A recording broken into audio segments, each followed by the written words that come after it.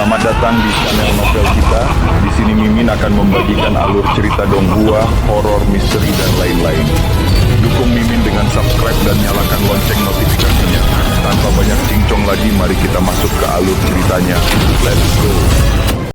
Dengan sikap skeptis, dia membuka buku panduan pedang untuk melihatnya.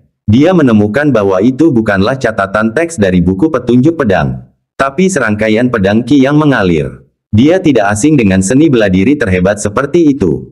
Pandangan sekilas tidak mengungkapkan sesuatu yang sulit untuk dipahami.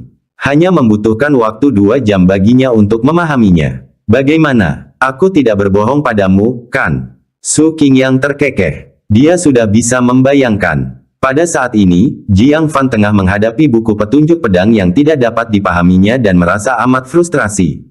Bab 306 Formasi Awal Hati Pedang. Bibir Jiang Fan berkedut sedikit. Orang tua ini benar-benar narsis terhadap ilmu pedangnya sendiri hingga ke titik ekstrim. Dia tidak ingin membuat pihak lain patah semangat. Jadi, dia menangkupkan kedua tangannya dengan rendah hati. Ilmu pedang senior sangat mendalam, sungguh sulit bagi junior ini untuk memahaminya dalam waktu singkat. Su Qingyang mengangguk sedikit, ini sesuai dengan harapannya. Jangan berkecil hati, merasa kesulitan itu wajar. Jika kau bisa memahaminya dengan mudah, aku akan curiga kalau aku memberimu buku panduan pedang yang salah. Dia menghibur dan menasihati. Teknik pedang ini, cobalah untuk memahaminya beberapa kali lagi. Jika masih terlalu sulit, Anda bisa menyerah. Ingatlah untuk tidak tersesat di dalamnya. Jiang Fan diam-diam menggelengkan kepalanya.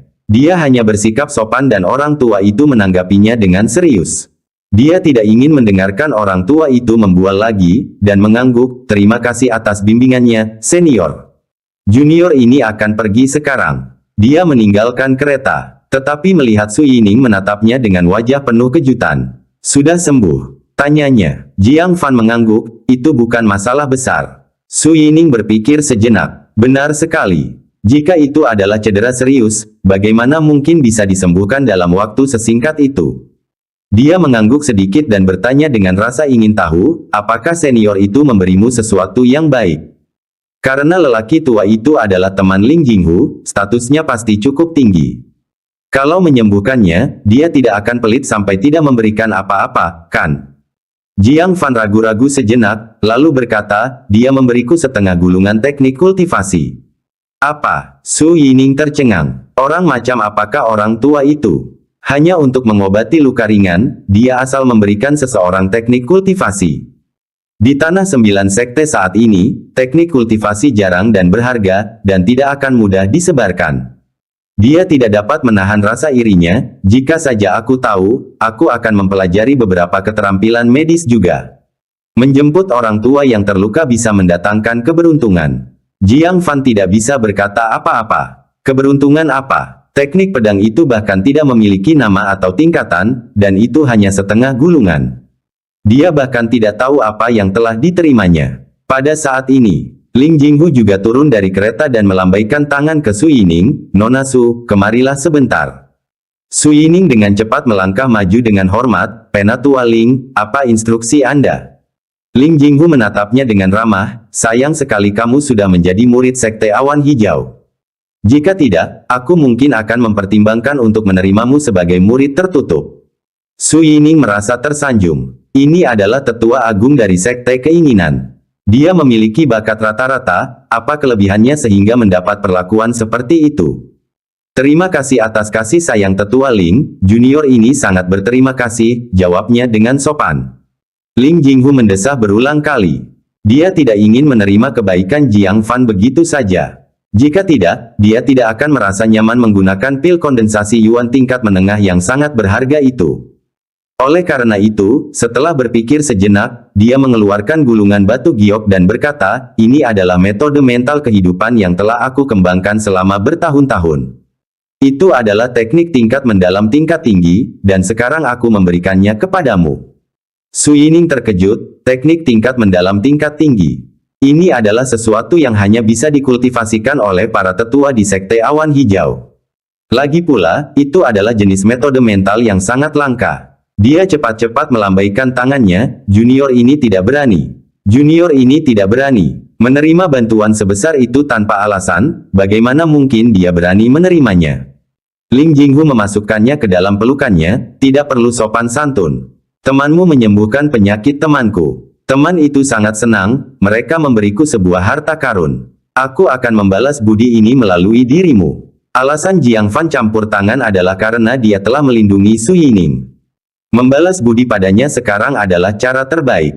Hah! Su Yining penuh rasa ingin tahu. Penatua Ling, pengawal bayangan No. 1 hanya mengobati luka kecil. Apakah teman lamamu perlu memberikan hadiah sebesar itu? Dia tidak bisa mengerti. Cedera ringan. Ling Jinghu tercengang, apakah kamu tidak tahu bahwa temanmu adalah seorang tabib surgawi? Apa? Dokter surgawi, penjaga bayangan No. 1. Su Yining terkejut dan bergumam, bagaimana dia bisa menjadi seorang dokter surgawi? Dia belum pernah mendengarnya. Ling Jinghu berkata dengan penuh arti, sepertinya kamu tidak benar-benar memahami temanmu. Dia bukan hanya seorang dokter surgawi, tapi juga seseorang yang mewarisi keterampilan dokter abadi. Apa? Su Yining benar-benar tercengang. Dia menatap pengawal bayangan No. 1 yang membawa kereta baru dengan rasa kagum dan ketidaktahuan di matanya. Teman yang keluar dari Lonely Boat City bersamanya. Kapan dia menjadi tabib surgawi tingkat atas di Tanah 9 Sekte? Penatua Ling, Yining, saya menukar kereta baru dari seorang pelanggan teh. Yang ini lebih baru dan lebih nyaman, biarkan yang senior naik yang ini karena dia cedera. Mata Ling Jinghu sedikit berbinar, dan dia memuji, kamu sangat perhatian. Itu adalah kesempatan yang sangat bagus untuk tampil di depan Su Qingyang. Dia tidak memikirkannya, tapi Jiang Fan memikirkannya. Saat dia mengatakan itu, dia melirik beberapa murid sekte keinginan yang acuh tak acuh dan menegur. Kalian semua seperti beban mati. Belajarlah darinya. Memahami sifat manusia dapat menghemat waktu Anda selama beberapa tahun. Para pengikut sekte keinginan tanpa sadar merasa dirugikan. Apa yang telah kita lakukan sehingga harus menerima hal ini? Non-Omikron. Omikron. Jiang Fan tertawa datar, jangan bicara lagi, cepat pindahkan senior ke kereta baru. Dia tidak memikirkan cedera orang tua itu. Dia khawatir pedang ungu dan sitar kuno miliknya yang disembunyikan di bawah kereta akan ditemukan. Segera, Su Qingyang dipindahkan ke gerbong baru. Jiang Fan mengemudikan keretanya sendiri, mengikuti tidak terlalu jauh di belakang. Perjalanan ini tidak hanya melibatkan Ling Jinghu tetapi juga salah seorang teman lamanya. Keselamatan sama sekali tidak menjadi masalah. Dia jarang merasa tenang. Dia mengeluarkan setengah gulungan ilmu pedang pemberian lelaki tua itu dan memeriksanya dengan cermat. Kembangkan ki pedang secara eksternal, pelihara hati pedang secara internal, kemana hati mengarahkan, pedang menunjuk. Jiang Fan bergumam. Dia tampak sedikit bingung, apakah ini ilmu pedang? Mengapa terasa aneh? Sambil berpikir, dia dengan hati-hati mencoba memahami untaian ki pedang di dalamnya. 1 jam kemudian, tatapannya tiba-tiba berubah tajam. Menggunakan 2 jarinya sebagai pedang, dia menunjuk ke langit. Bangkit. Dengan teriakan pelan, pedang embun beku kesedihan di punggungnya berdenting dan entah mengapa, tanpa kekuatan eksternal apapun, pedang itu terhunus. Karena hanya uji coba, ia terhunus di tengah jalan lalu terjatuh kembali ke dalam sarungnya karena kurangnya kekuatan lanjutan. Ini. Jiang Fan terkejut, ilmu pedang macam apa ini? Bisakah ia mengendalikan pedang terbang dari jarak jauh? Mungkinkah itu teknik pengendalian pedang yang legendaris? Ia teringat kembali hari di luar kota Desires, di mana seorang ahli misterius menunjuk, dan pedang panjang itu melesat di udara seperti anak panah untuk membunuh musuh. Apakah yang dia latih adalah teknik pengendalian pedang yang serupa? Memikirkan hal ini, dia tidak dapat menahan perasaan gembira. Ia segera duduk bersila, berkonsentrasi penuh pada kultivasi sesuai metode yang dipahaminya. Di dalam kereta di depan, Su Qingyang, yang sedang beristirahat dengan mata terpejam, tiba-tiba duduk. Mata tuanya berkilat karena terkejut. Ling Jinghu, yang merawatnya, terkejut dengan tindakannya. Senior Su, ada apa? Su Qingyang menunjukkan ekspresi agak tidak yakin dan berkata dengan kaget. Baru saja, seseorang sedang berlatih teknik pengendalian pedang. Hah! Ling Jinghu tercengang. Di Tanah 9 Sekte, satu-satunya orang yang menguasai teknik pengendalian pedang adalah dia, bukan? Dia menghibur, Senior Su, kamu pasti salah dengar. Namun, Su Qingyang tiba-tiba berdiri, tidak salah. Aku merasakan fluktuasi jantung pedang, seseorang telah menguasai teknik kontrol pedang. Siapa ini? Bab 307, Putri Kaisar Iblis. Dia bergegas keluar dari kereta. Dia melihat sekeliling. Tak lama kemudian dia melihat Jiang Fan yang sedang duduk bersila dan berkultivasi. Apakah kamu sudah menguasai teknik pengendalian pedang? Jiang Fan membuka matanya. Kilatan kejutan melintas di matanya. Ilmu pedang ini benar-benar teknik pengendalian pedang. Penatua di hadapannya adalah ahli tak tertandingi yang telah menggunakan teknik pengendalian pedang untuk membunuh burung guntur bersayap perak dari jarak jauh tadi malam. 0,00. Tidak heran dia tampak familiar. Dia telah mencabut semua bulu Silver Winged Thunderbird dan mengambil Demon Core yang paling berharga. Sekarang, dia telah memberinya teknik pengendalian pedang yang dibanggakannya.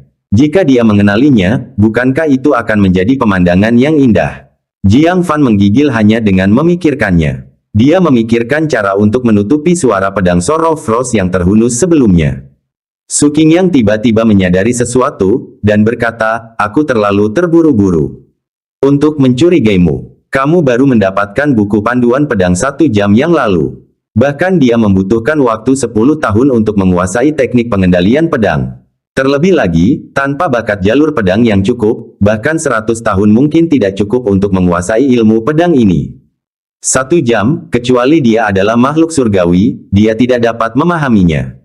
Dia melompat ke atap kereta. Sambil menoleh, dia berteriak, rekan Taois mana yang sedang berlatih teknik pengendalian pedang di sini? Silakan tunjukkan diri Anda sehingga kita bisa mendiskusikannya. Ling Jinghu bergegas mendekat, mengamati keadaan sekelilingnya. Dia berhenti sebentar saat melewati Jiang Fan, lalu mengalihkan pandangannya. Dia tidak berpikir sejenak pun bahwa itu adalah Jiang Fan. Jiang Fan menggaruk hidungnya, tidak mengatakan apapun. Dia membiarkan 2 pembangkit tenaga listrik saat ini mencari-cari tanpa jejak, lalu menyela. Senior Su, kita tidak tahu apakah orang ini kawan atau lawan.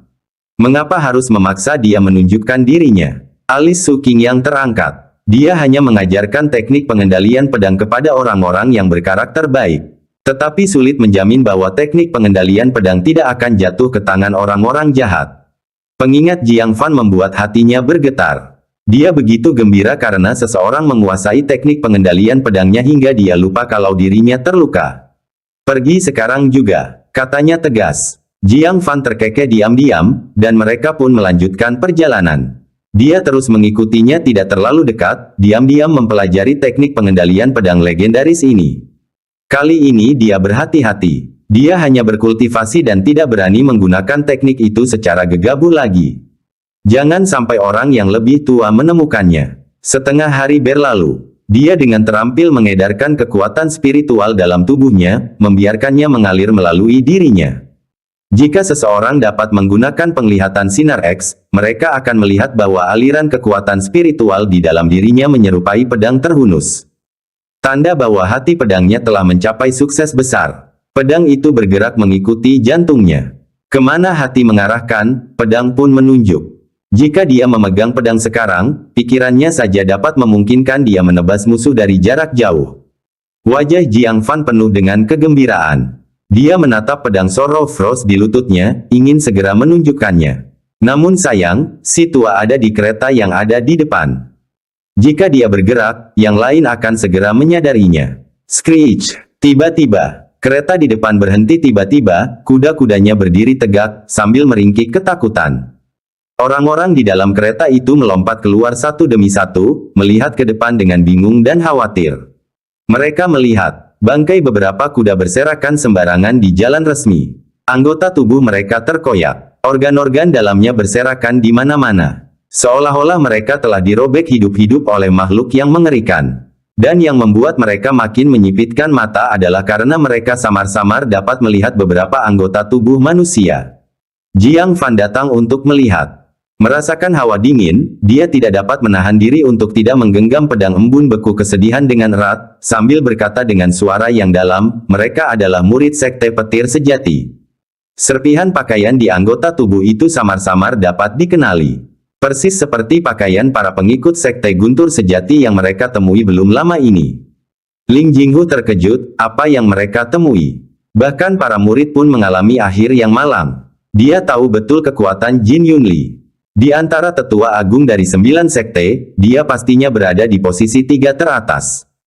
Kekuatan gunturnya dianggap tak terkalahkan di wilayah yang sama. Tetapi dia tidak bisa melindungi murid-muridnya. Pada saat ini, penglihatan tepi Jiang Fan menangkap sesuatu di rumput di samping jalan resmi. Dia mengambilnya dengan pedangnya dari rumput. Melihatnya, wajahnya sedikit berubah. Gigi naga banjir jahat bersisik merah. Ling Jinghu mengenalinya, berseru kaget, bukankah ini disimpan oleh Jin Yunli? Dia benar-benar kehilangannya juga, namun wajah Jiang Chen menjadi sangat serius. Tanpa mengambil gigi itu, dia berlari ke arah kereta sambil berteriak, jalan. Dengan cepat, kita tidak bisa tinggal di sini. Ling Jinghu terkejut. Meski di sini berbahaya, apakah itu dibesar-besarkan seperti yang dikatakan Jiang Fan? Tetapi kemudian dia tiba-tiba menyadari sesuatu, wajahnya berubah drastis. Jin Yunli bahkan pernah memarahi murid kesayangannya karena gigi ini. Sekarang setelah dia kehilangannya, dia bahkan tidak berani mengambilnya dan langsung melarikan diri. Itu menunjukkan mereka telah menghadapi sesuatu yang mengerikan. Sambil menggigil, dia buru-buru berkata, ayo pergi. Su Qingyang tampak serius. Melihat tanda-tanda tubuh yang terkoyak, dia merasakan kegelisahan samar di hatinya. 100 mil jauhnya, di hutan hitam yang lebat, ada binatang iblis yang mengerikan, memancarkan aura yang ganas. Tubuh mereka besar sekali, tatapan mereka tajam, dan kehadiran mereka luar biasa kuat. Jumlah mereka sekitar 100. Mereka semua adalah raja binatang dari alam formasi inti. Begitu banyak raja binatang yang dapat mendatangkan kehancuran pada 9 sekte manapun. Namun, yang mengejutkan adalah bahwa kelompok raja binatang penghancur dunia ini benar-benar diam saja. Mereka semua tergeletak di tanah, tidak berani bernapas. Di hadapan mereka tergeletak seekor harimau buas yang diselimuti api hitam dengan 3 kepala. Dia adalah salah satu dari 4 raja iblis agung di bawah Kaisar Iblis, harimau pemakan langit. Saat ini, kepala tengahnya setengah terpenggal. Tubuhnya dipenuhi beberapa luka pedang menganga, yang terus-menerus berdarah. Matanya penuh dengan kesakitan. Namun, ia tidak berani mengeluarkan suara. Karena, di punggungnya duduk seorang gadis berpakaian merah darah, menopang dagunya dengan tangan, menunjukkan ekspresi tidak puas. Kulitnya sangat cerah, dan rambutnya yang panjang dan keriting. Dengan hidung mancung dan mata cekung. Sepasang mata biru berkilau seperti 2 batu permata. Sosok di balik gaun merah itu berapi-api, tidak sesuai dengan usianya. Dia memegang pipinya yang bersalju dengan tangan kirinya, memainkan pedang panjang perunggu yang memancarkan tekanan kuat dengan tangan kanannya. Pedang Qi yang berputar mengangkat rambut panjangnya, memperlihatkan sepasang tanduk yang nyaris tak terlihat di antara rambutnya. Ini bukan sesuatu yang dimiliki manusia. Jadi, kamu mengejar orang yang salah. Gadis bergaun merah darah itu menyipitkan mata birunya. Dia menatap lurus ke arah raja binatang di depannya. Seekor binatang iblis yang mengerikan dengan cakar yang lebih besar dari tubuhnya, yang paling ganas kedua setelah harimau pemakan langit. Pedang itu bergetar, tergeletak di tanah, sambil memohon dengan takut, kami melacak aura pedang ini, tidak menyangka bahwa orang yang memegangnya bukan lagi tetua tertinggi dari sekte pedang segudang. Tapi tetua agung dari sekte petir sejati. Gadis dalam gaun merah darah itu mendengus melalui hidungnya. Saya hanya peduli dengan hasil, bukan proses. Memimpin 100 raja binatang, namun kau tidak bisa membunuh manusia yang terluka parah. Apa gunanya kamu? Dengan itu, cahaya biru berkumpul di mata birunya, memancarkan aura yang sangat berbahaya. Binatang iblis bercakar itu ketakutan dan memohon dengan putus asa, ampuni aku, Tuan Muda. Ampuni aku. Harimau pemakan langit segera memohon, Tuan Muda, tolong beri Lenggu kesempatan lagi. Su Qingyang terluka parah, dia tidak bisa pergi jauh, kita pasti bisa mencegatnya di rutenya. Gadis yang mengenakan gaun merah darah itu tidak lain adalah putri Kaisar Iblis. Terlahir dengan bentuk humanoid. Di usianya yang baru 18 tahun, dia memiliki kekuatan luar biasa, fisiknya berada pada tingkat ketiga formasi inti. Mengetahui bahwa sekutu terdekatnya, harimau pemakan langit, terluka parah, dia datang ke barat, memimpin binatang iblis untuk membalas dendam. Mendengar permohonan harimau pemakan langit, dia menarik cahaya biru dari matanya, lalu mendengus. Dalam 3 hari, aku ingin melihat kepala Su Qingyang. Leng Gu dengan gemetar berkata, "Ya, aku akan membawa kepalanya." Dengan itu, dia membawa pergi binatang iblis. Saat lingkungan sekitar menjadi bersih, gadis dalam gaun merah darah bertanya, "Bagaimana tugas yang kuberikan padamu, Tiger?" Harimau pemakan langit tampak gelisah dan berkata, "Kita terlambat selangkah. Binatang kristal putih yang kamu cari sudah mati." "Apa?" Gadis dalam gaun merah darah itu tiba-tiba berdiri, tampak cemas, "Lalu bagaimana dengan gulungan perak kitab dan di atasnya?" Bab 307, Putri Kaisar Iblis. Dia bergegas keluar dari kereta. Dia melihat sekeliling. Tak lama kemudian dia melihat Jiang Fan yang sedang duduk bersila dan berkultivasi. "Apakah kamu sudah menguasai teknik pengendalian pedang?" Jiang Fan membuka matanya. Kilatan kejutan melintas di matanya. Ilmu pedang ini benar-benar teknik pengendalian pedang. Penatua di hadapannya adalah ahli tak tertandingi yang telah menggunakan teknik pengendalian pedang untuk membunuh burung guntur bersayap perak dari jarak jauh tadi malam. 0,00. Tidak heran dia tampak familiar. Dia telah mencabut semua bulu Silver Winged Thunderbird dan mengambil Demon Core yang paling berharga.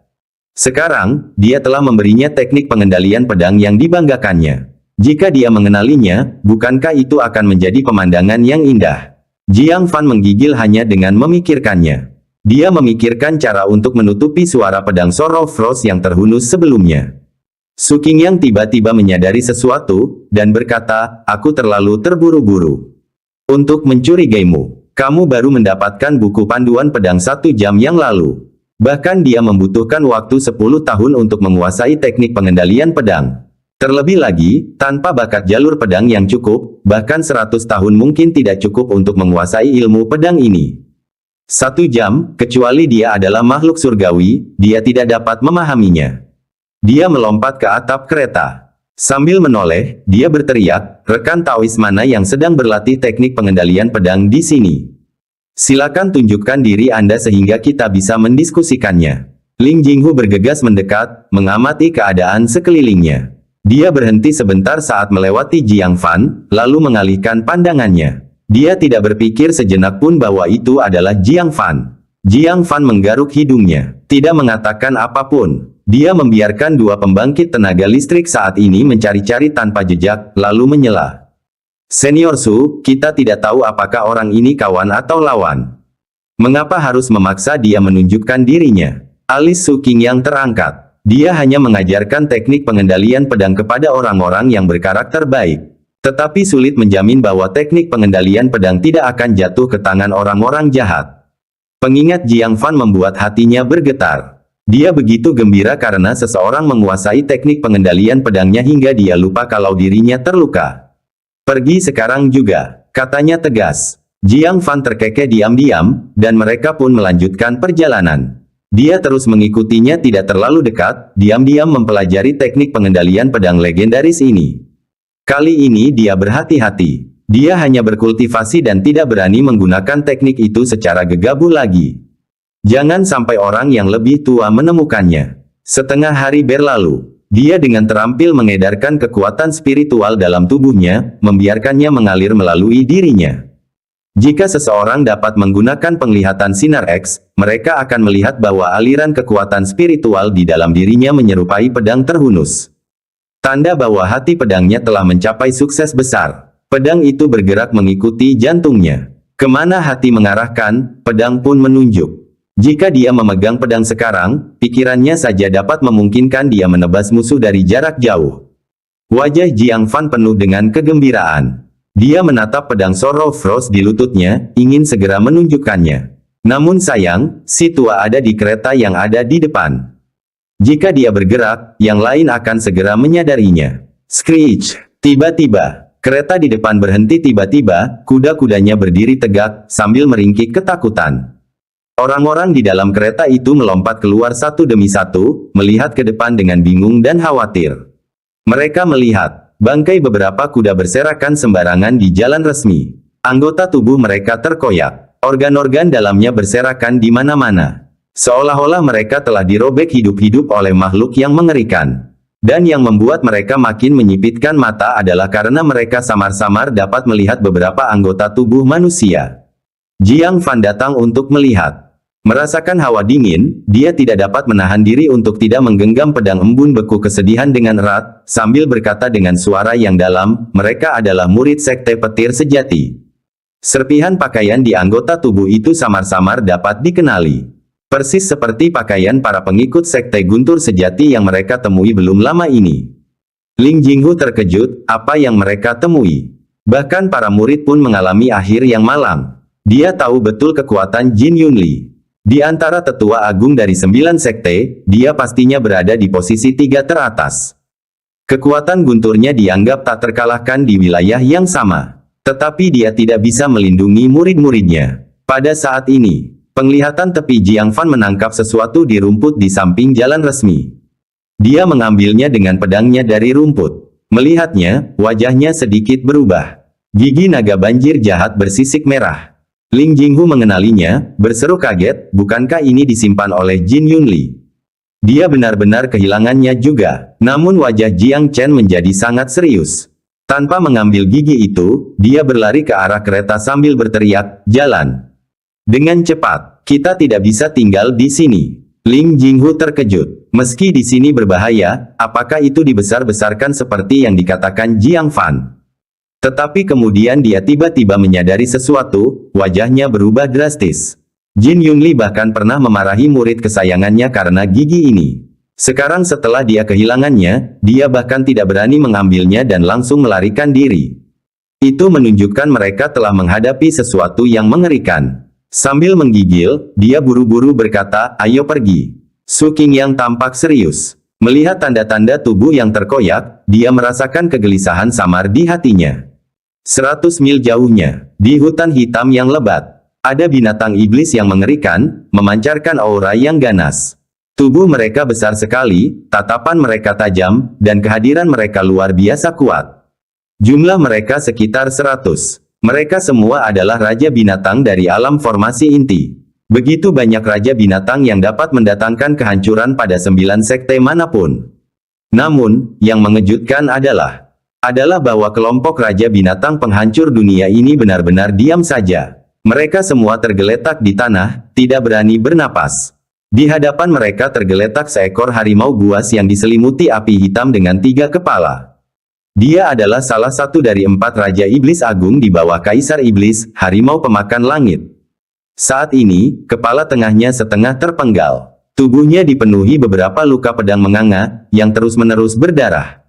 Matanya penuh dengan kesakitan. Namun, ia tidak berani mengeluarkan suara. Karena, di punggungnya duduk seorang gadis berpakaian merah darah, menopang dagunya dengan tangan, menunjukkan ekspresi tidak puas. Kulitnya sangat cerah, dan rambutnya yang panjang dan keriting. Dengan hidung mancung dan mata cekung. Sepasang mata biru berkilau seperti 2 batu permata. Sosok di balik gaun merah itu berapi-api, tidak sesuai dengan usianya. Dia memegang pipinya yang bersalju dengan tangan kirinya, memainkan pedang panjang perunggu yang memancarkan tekanan kuat dengan tangan kanannya. Pedang Qi yang berputar mengangkat rambut panjangnya, memperlihatkan sepasang tanduk yang nyaris tak terlihat di antara rambutnya. Ini bukan sesuatu yang dimiliki manusia. Jadi, kamu mengejar orang yang salah. Gadis bergaun merah darah itu menyipitkan mata birunya. Dia menatap lurus ke arah raja binatang di depannya. Seekor binatang iblis yang mengerikan dengan cakar yang lebih besar dari tubuhnya, yang paling ganas kedua setelah harimau pemakan langit. Pedang itu bergetar, tergeletak di tanah, sambil memohon dengan takut, kami melacak aura pedang ini, tidak menyangka bahwa orang yang memegangnya bukan lagi tetua tertinggi dari sekte pedang segudang. Tapi tetua agung dari sekte petir sejati. Gadis dalam gaun merah darah itu mendengus melalui hidungnya. Saya hanya peduli dengan hasil, bukan proses. Memimpin 100 raja binatang, namun kau tidak bisa membunuh manusia yang terluka parah. Apa gunanya kamu? Dengan itu, cahaya biru berkumpul di mata birunya, memancarkan aura yang sangat berbahaya. Binatang iblis bercakar itu ketakutan dan memohon dengan putus asa, ampuni aku, Tuan Muda. Ampuni aku. Harimau pemakan langit segera memohon, Tuan Muda, tolong beri Lenggu kesempatan lagi. Su Qingyang terluka parah, dia tidak bisa pergi jauh, kita pasti bisa mencegatnya di rutenya. Gadis yang mengenakan gaun merah darah itu tidak lain adalah putri Kaisar Iblis. Terlahir dengan bentuk humanoid. Di usianya yang baru 18 tahun, dia memiliki kekuatan luar biasa, fisiknya berada pada tingkat ketiga formasi inti. Mengetahui bahwa sekutu terdekatnya, harimau pemakan langit, terluka parah, dia datang ke barat, memimpin binatang iblis untuk membalas dendam. Mendengar permohonan harimau pemakan langit, dia menarik cahaya biru dari matanya, lalu mendengus. Dalam 3 hari, aku ingin melihat kepala Su Qingyang. Leng Gu dengan gemetar berkata, ya, aku akan membawa kepalanya. Dengan itu, dia membawa pergi binatang iblis. Saat lingkungan sekitar menjadi bersih, gadis dalam gaun merah darah bertanya, bagaimana tugas yang kuberikan padamu, Tiger? Harimau pemakan langit tampak gelisah dan berkata, kita terlambat selangkah. Binatang kristal putih yang kamu cari sudah mati. Apa? Gadis dalam gaun merah darah itu tiba-tiba berdiri, tampak cemas, lalu bagaimana dengan gulungan perak kitab dan di atasnya? Bab 308 Rahasia Gulungan Perak Buku Pil. Harimau pemakan langit menjawab dengan hati-hati. Saya menemukan bahwa mata White Crystal Beast yang paling berharga dijual di pelelangan paviliun mekanisme surgawi. Adapun gulungan perak kitab dan di tubuhnya, keberadaannya tidak diketahui. Wajah gadis berok darah itu berubah drastis. Gulungan perak buku dan adalah kunci menuju alam rahasia Kaisar Iblis. Alam rahasia Kaisar Iblis merupakan gua kultivasi mantan penguasa alam iblis, serigala langit bulan melolong. No. S. Omicron. Sebagai Kaisar Iblis yang tak tertandingi di tahap akhir jiwa baru lahir, hanya selangkah lagi memasuki alam transformasi keilahian, dia meninggalkan harta karun tersembunyi yang tak terhitung jumlahnya di guanya. Dia pernah membuat 24 gulungan perak kitab dan dengan gulungan ini, seseorang dapat memasuki alam rahasia Kaisar Iblis untuk berkultivasi. Dia tiba-tiba meninggal saat itu, dan 24 gulungan perak kitab dan tersebar di seluruh wilayah iblis, menyebabkan badai berdarah yang tak terhitung jumlahnya. Ayah gadis berok darah, Kaisar Iblis saat ini, sangat beruntung bisa mendapatkan satu gulungan perak buku dan dari seorang raja binatang yang tidak dikenal, ia berhasil menjadi Kaisar Iblis dalam satu gerakan. Sekarang, dia juga ingin mengikuti jejak ayahnya dan menjadi Kaisar Iblis wanita. Setelah bertahun-tahun melakukan penyelidikan, dia akhirnya menemukan melalui petunjuk bahwa salah satu gulungan perak buku dan ada di Tanah 9 Sekte. Berdasarkan petunjuk, keturunan serigala langit bulan melolong disembunyikan di Tanah 9 Sekte. Kemungkinan besar gulungan perak kitab dan ada di tubuhnya. Untuk tujuan ini, gadis berok darah itu secara pribadi menyusup ke Tanah 9 Sekte. Namun berita saat ini membuatnya sangat marah. Siapa ini? Binatang iblis manakah yang mencegatnya? Harimau pemakan langit menggelengkan kepalanya, sepertinya itu bukan perbuatan ras iblis. Kelihatannya lebih seperti dibunuh oleh seseorang. Gulungan perak buku dan, kalau aku tidak salah, seharusnya ada di tubuh orang yang membunuhnya. Gadis berseragam darah itu menjadi cemas sekaligus marah, dan berkata, cari tahu untukku. Jika perlu, gali tanah sedalam 3 kaki, tapi temukan orang ini. Jika dia bijaksana, sebaiknya dia menyerahkan gulungan perak buku dan dengan patuh. Aku akan mengampuni nyawanya dan bahkan memberinya sejumlah harta. Jika dia tidak berakal sehat, maka jangan salahkan aku karena bersikap kejam. Jalan untuk menjadi Kaisar Iblis bahkan lebih sulit daripada jalan yang harus ditempuh manusia untuk mencapai tahap jiwa baru lahir. Setiap peluang 1 berbanding 1.000.000 adalah keberuntungan yang belum pernah terjadi sebelumnya. Dan sekarang ada gulungan perak buku dan tepat di depannya, bagaimana mungkin dia melepaskannya? Harimau pemakan langit mengangguk, siap, Tuan Muda. Setelah jeda sejenak, ia berkata dengan khawatir, Tuan Muda, Anda harus menyerahkan masalah ini kepada kami, para bawahan. Kamu harus segera kembali ke Istana Iblis. Jika kamu diakui di Tanah 9 Sekte, para seniman bela diri di sana tidak akan pernah membiarkanmu pergi. Gadis berok darah itu mengangguk sedikit, mengetahui kau masih hidup, aku merasa lega. Saya akan segera kembali. Namun, karena Sekte Pedang Segudang telah menyakitimu begitu parah, aku juga harus membuat mereka membayar sedikit harga. Ada percikan berbahaya di matanya. Jantung harimau pemakan langit berdebar kencang dan berkata, Tuan Muda, apa yang sedang Anda rencanakan? Itu punya firasat buruk. Gadis berok darah itu menyipitkan matanya dan tersenyum, kudengar para murid elit dari Sekte 9 semuanya menuju hutan pedang untuk berlatih. Bagaimana jika aku ikut campur dan membunuh mereka, lalu menjebak Sekte Pedang Segudang? Bukankah berbagai sekte menuntut penjelasan dari Sekte Pedang Segudang? Mereka yang dapat pergi ke Sekte Pedang Segudang untuk berlatih setidaknya berada pada lapisan ke-8 dari pendirian fondasi, atau bahkan lapisan ke-9. Mereka benar-benar yang terbaik dari yang terbaik di sekte mereka. Kehilangan satu saja sudah cukup membuat sekte patah hati. Jika mereka kehilangan banyak, sekte mana yang sanggup menanggungnya? Mereka akan sangat marah dan akan aneh jika mereka tidak menimbulkan masalah bagi Sekte Pedang Segudang. Ekspresi harimau pemakan langit berubah, dan ia buru-buru berkata, "Tuan muda, Anda tidak boleh melakukan itu. Sekte Pedang Segudang penuh dengan ahli. Jika kalian dikenali, kalian tidak akan bisa melarikan diri." Gadis berok darah itu tersenyum tipis. Dia mengeluarkan mutiara hitam seukuran ibu jari dari dadanya dan menelannya dalam satu tegukan. Ini adalah inti dalam binatang iblis yang dikenal sebagai meraj.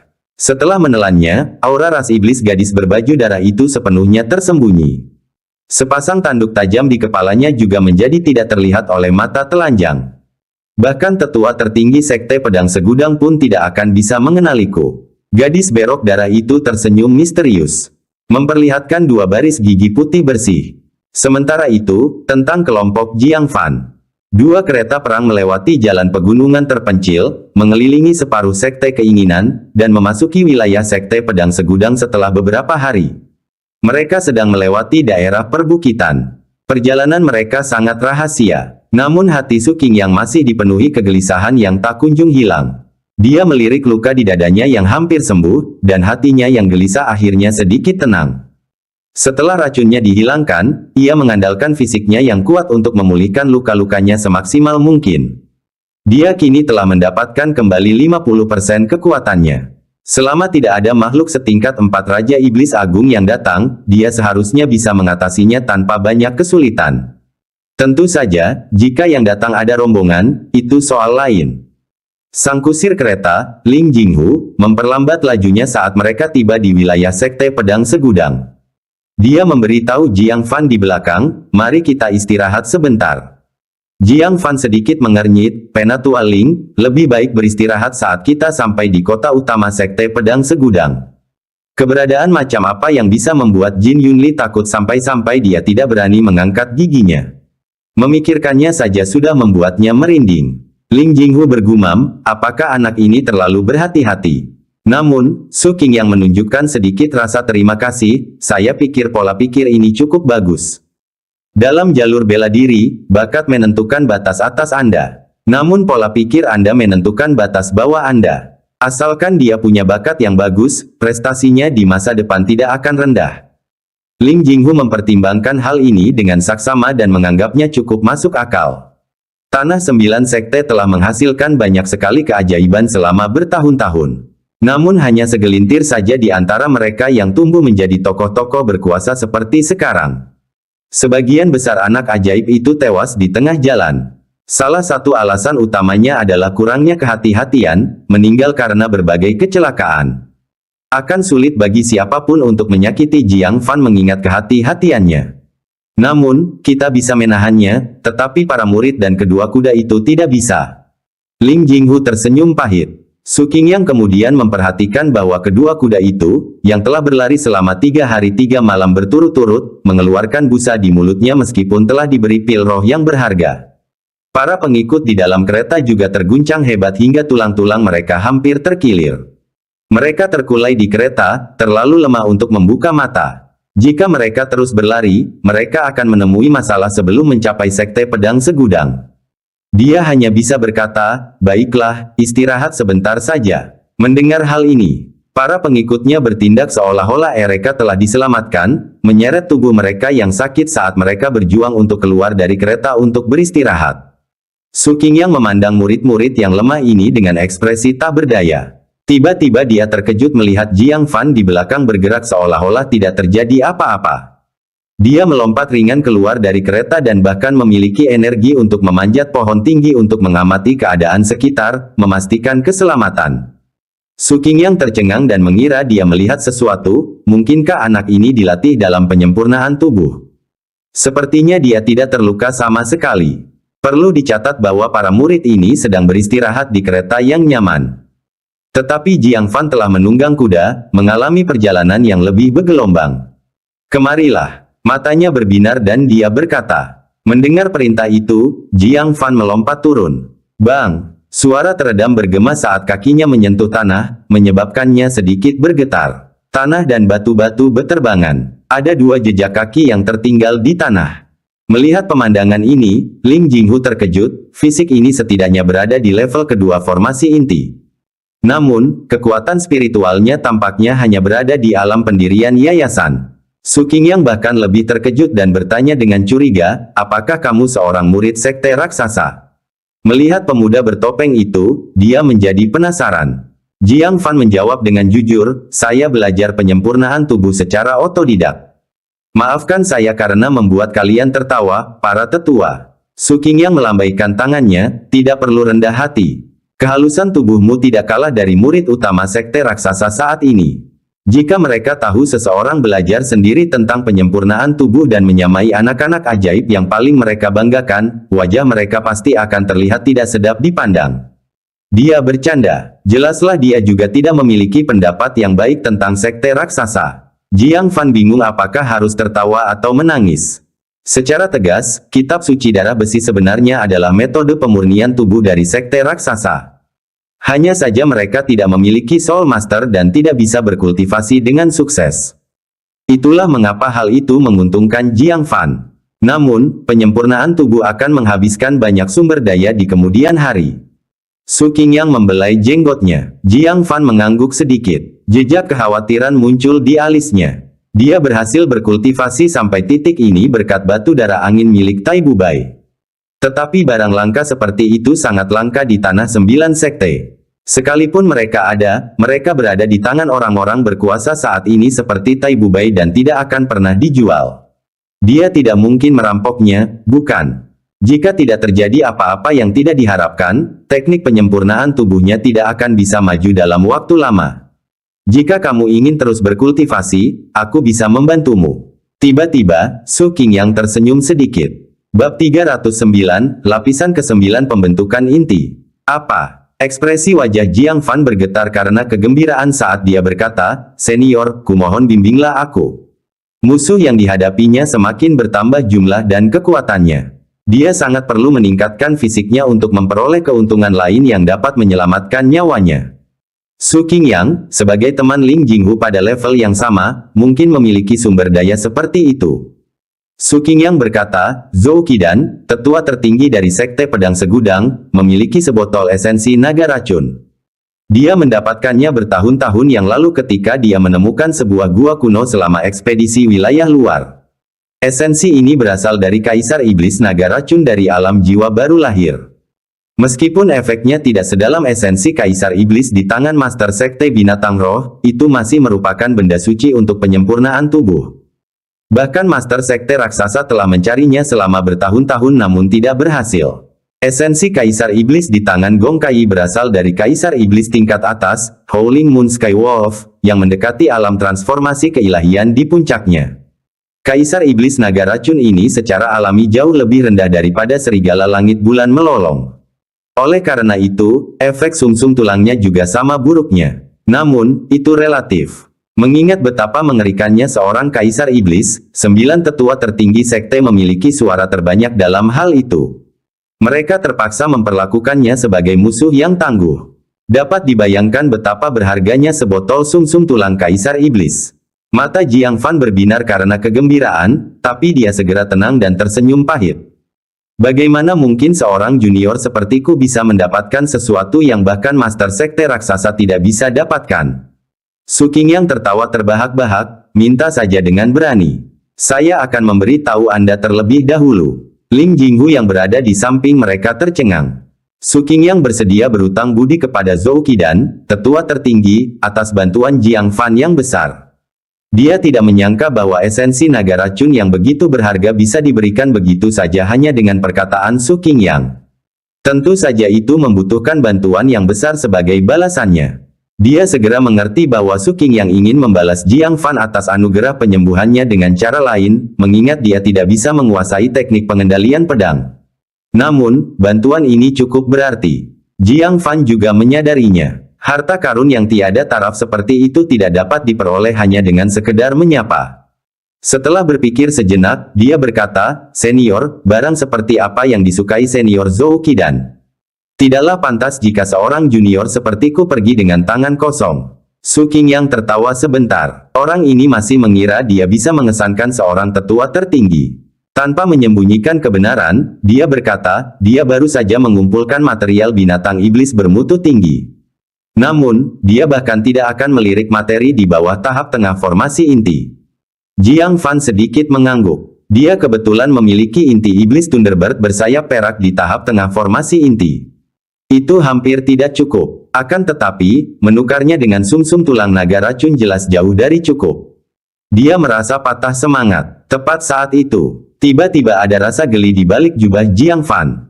Kilin kecil tiba-tiba terbangun dan mulai menjerit dalam pikiran Jiang Fan.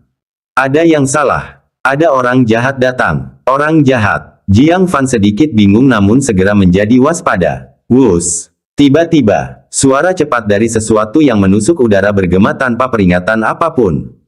Sudah dalam keadaan waspada, Jiang Fan langsung melihat bayangan secepat kilat di sudut matanya, melesat ke arah pengikut sekte keinginan.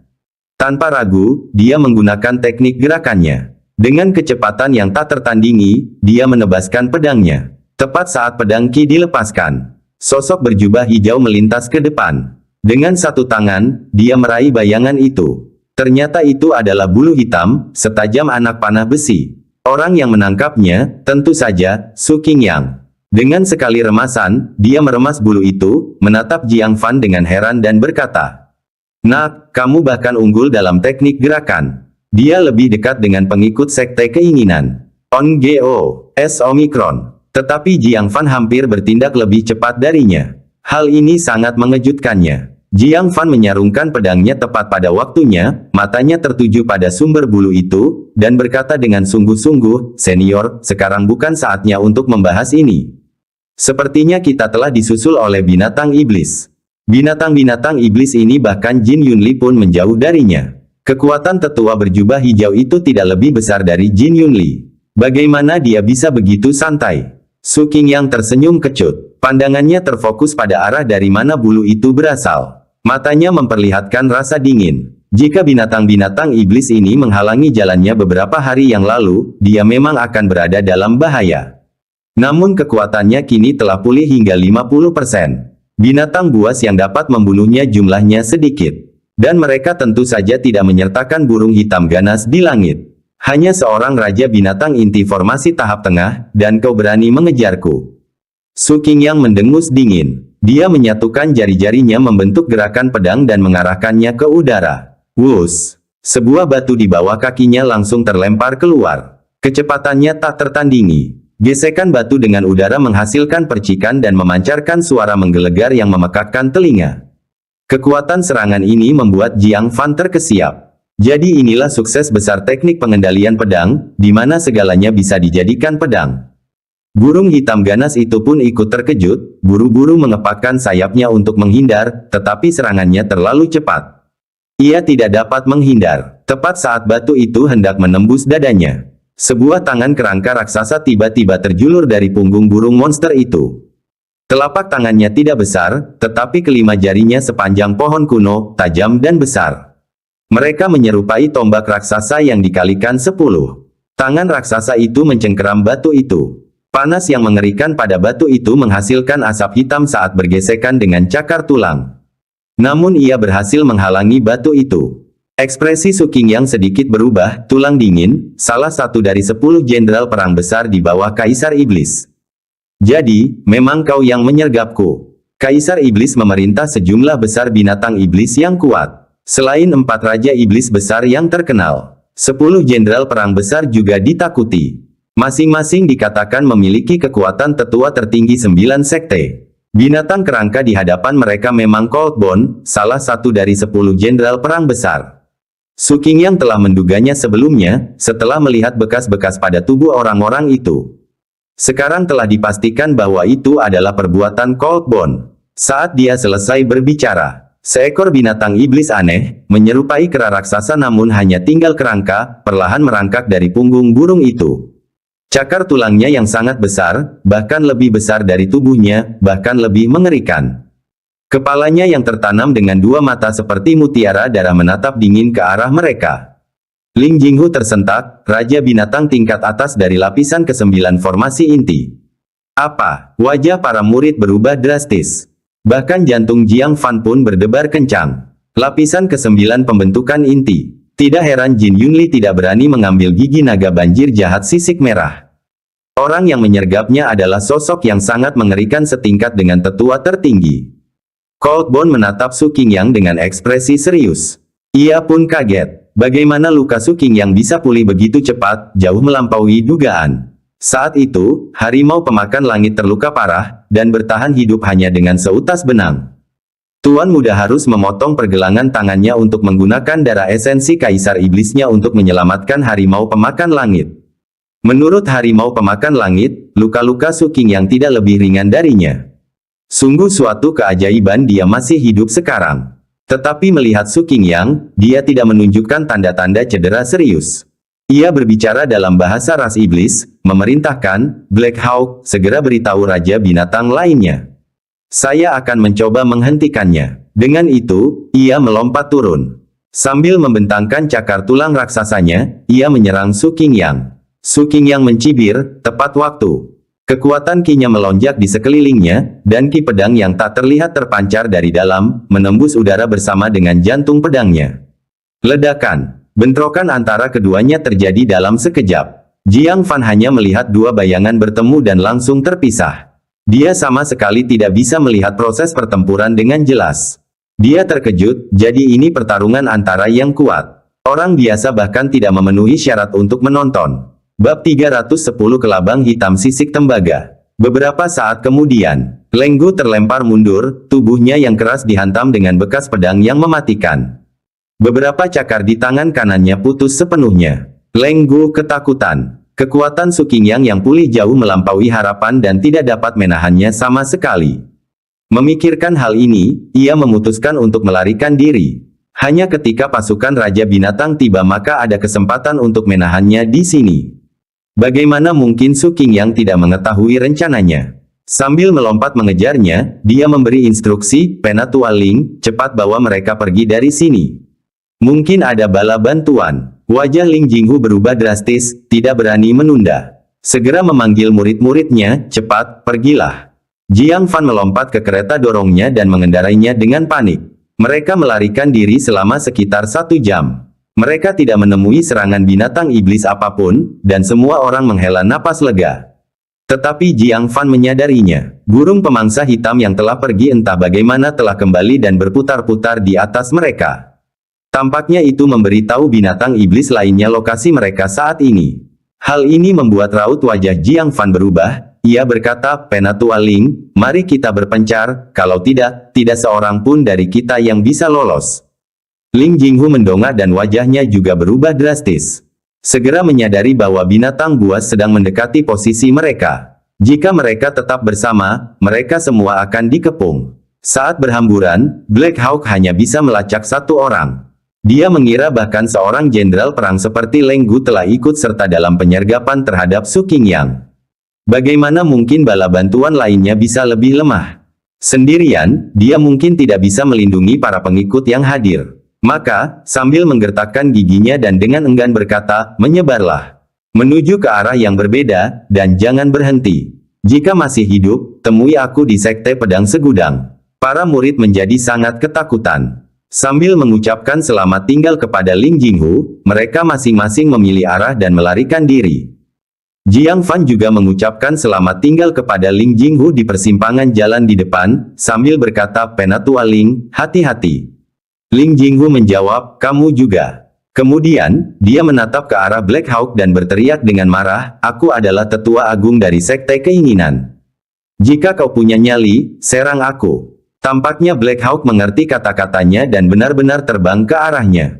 Jiang Fan sangat tersentuh. Meskipun Sekte Keinginan dikritik, karakter tetua agung tetap dihormati. Menggunakan tubuhnya sendiri untuk mengukir jalan bertahan hidup bagi generasi muda. Sambil menggertakkan giginya, dia bergegas pergi. Tunggu, tidak, satu penjaga bayangan. Su Yining lah yang telah kembali, mengejar mereka dengan dahi berkeringat, sambil berkata, aku ikut denganmu. Jiang Fan berkata, untuk mati bersamaku. Cepatlah berpisah, kita berdua masih punya kesempatan. Meskipun Penatua Ling telah mengalihkan perhatian binatang iblis itu. Tetapi siapa yang bisa menjamin tidak akan ada penyergapan di arah lain? Jika jalan yang ditempuh Jiang Fan menemui bahaya, itu akan cukup buruk baginya, dan Su Yining juga akan terlibat. Namun Su Yining melompat ke kereta, menggigit bibirnya, dan berkata, aku tidak akan melakukannya. Aku tidak percaya kita seberuntung itu sampai bertemu binatang iblis. Tidak, satu Sadogar telah sering membantunya. Sangat membebani pikirannya. Dia ingin membalas budi, tetapi tidak punya kesempatan. Kini, saat nyawa mereka berada di ujung tanduk, dia berpikir bahwa di saat kritis, dia bisa menghalangi binatang iblis itu untuknya, memberinya kesempatan untuk melarikan diri.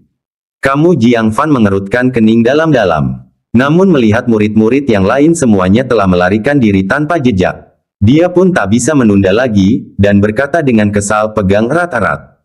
Ia lalu melaju kencang menuruni jalan setapak pegunungan. Jalanannya sempit dan kasar, membuat kuda kesulitan dan bergerak lambat. Su Yining berkata, mari kita tinggalkan kereta dan berjalan. Gerobak itu lambat dan menjadi target besar. Jiang Fan ragu-ragu. Kereta itu berisi pedang ungu dan sitar kuno. Namun, anggota sekte keinginan sudah pergi, jadi dia tidak khawatir ketahuan. Dia mengangguk, lalu menghentikan kereta di sebuah batu datar di depannya. Berbalik untuk mengambil barang dari keranjang. Tapi tiba-tiba, dalam benak Jiang Fan, terdengar teriakan mendesak si kilin kecil, guru, mengapa Anda berhenti?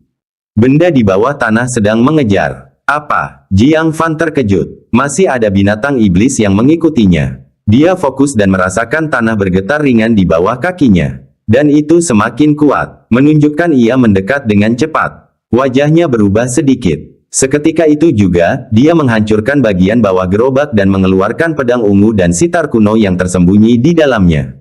Lalu dia menendang pantat kuda itu. Kuda yang kesakitan itu menarik kereta yang rusak dan berlari dengan liar. Saat Su Yining tersentak kaget, Jiang Fan mencengkeram pinggang rampingnya dan berkata, jangan bicara.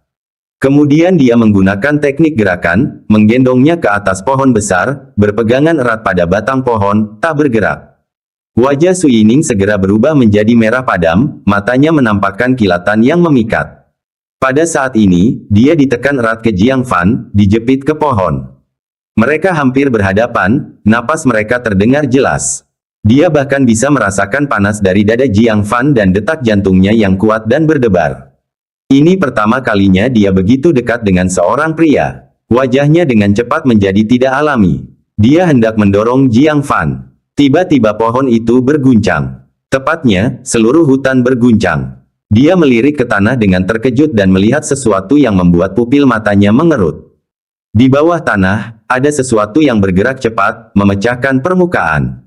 Makhluk itu sangat peka terhadap suara. Ia mengikuti suara derap kaki kuda dengan cepat. Tak lama kemudian retakan itu mencapai gerobak. Kuda itu tampaknya merasakan bahaya, meringkik ketakutan. Namun itu sia-sia. Dengan ledakan keras, tanah tiba-tiba membuka celah besar selebar beberapa kaki.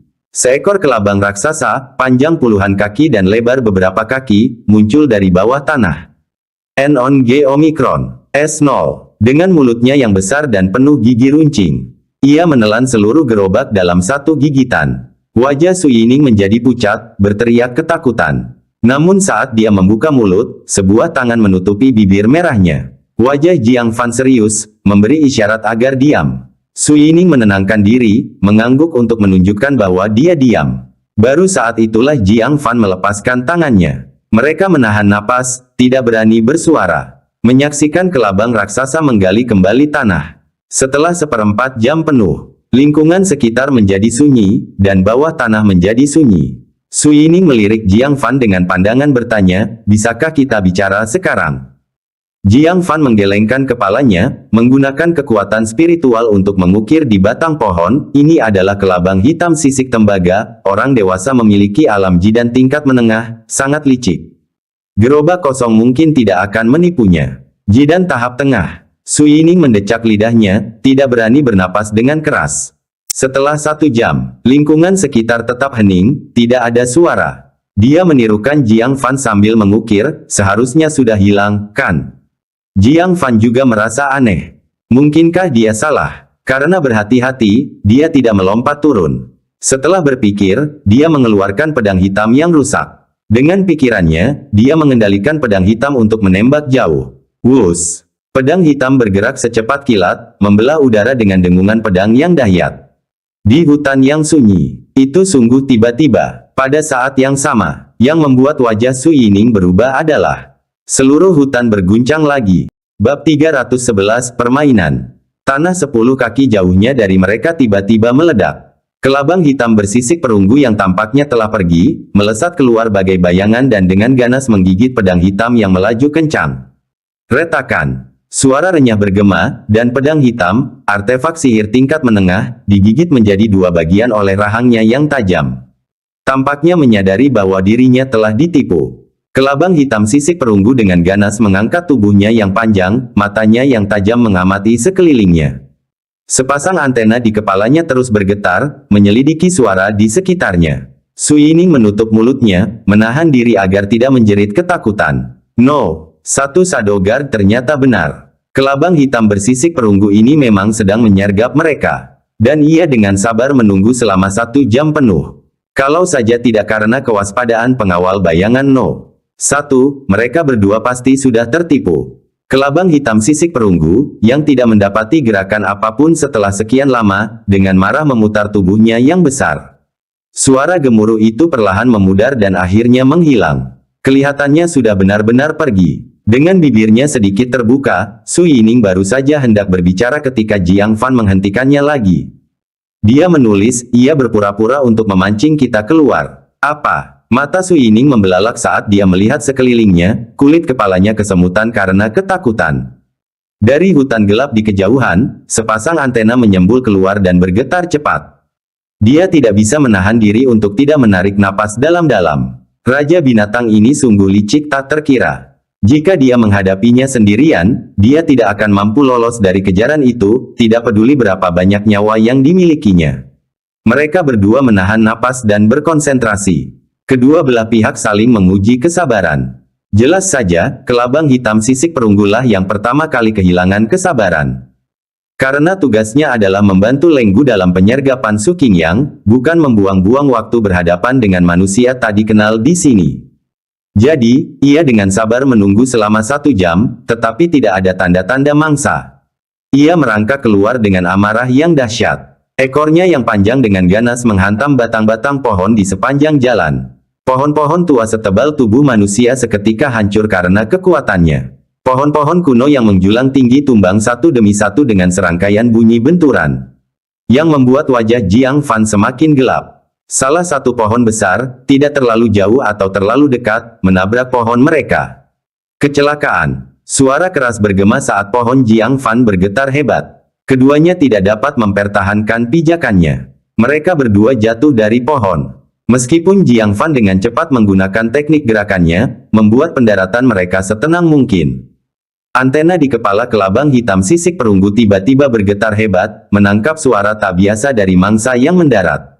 Ia berbalik sambil mengeluarkan suara melengking kegirangan. Itu berarti, aku menemukanmu. Matanya yang berwarna merah darah terkunci pada Jiang Fan dan Su Yining. Yang terakhir menunjukkan ketakutan di wajahnya, tetapi dengan berani menghunus pedangnya. Suaranya bergetar ketika dia mengucapkan kata-kata terberat dengan nada paling bergetar. Penjaga bayangan No. 1, kau duluan. Hah. Jiang Fan sedikit tertegun, melirik Su Yining dengan heran. Di saat kritis, Su Yining benar-benar memilih mengorbankan dirinya untuk melindungi orang lain. Apakah ini masih Su Yining yang sombong dan keras kepala yang dikenalnya? Jika saja dia bersikap masuk akal seperti ini sebelumnya, segala sesuatunya mungkin saja berakhir berbeda di antara mereka. Akan tetapi, membiarkan Su Yining tetap tinggal untuk melindungi jalan mundur sementara dia melarikan diri bukanlah sesuatu yang dapat dilakukan Jiang Fan. Ya, waktunya habis. Bersambung ya bos. Besok kita lanjut lagi, oke?